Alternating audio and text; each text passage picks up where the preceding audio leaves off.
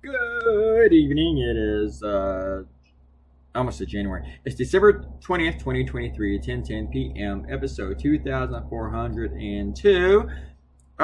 This morning I woke up between 7 and 8, and I had the formation of this idea in my head, but I wasn't exactly too sure how to word it.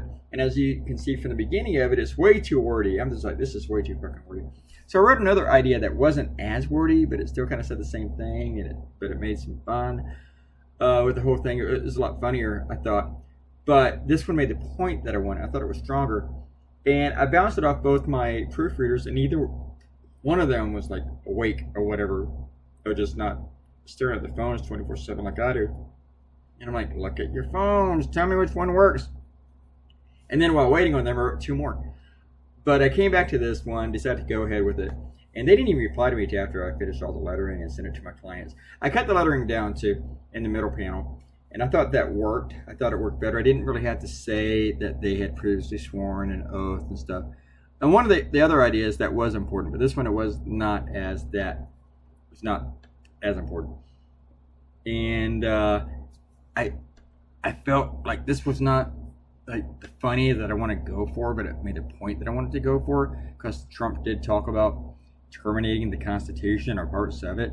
And I actually looked up each of the Supreme Court justices in Colorado, and I drew them. And I'm kind of expecting somebody to yell at me, well, I need to throw one black person in there, because there aren't any.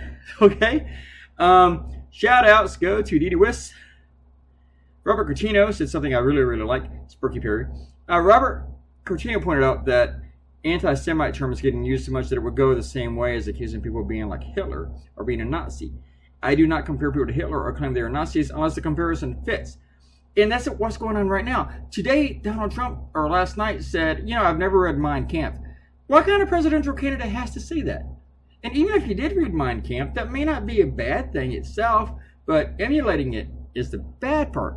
Maybe you want to know what your ruling is. Maybe you just want to know you're a historian. You want to know what went on, so you read Mein Kampf.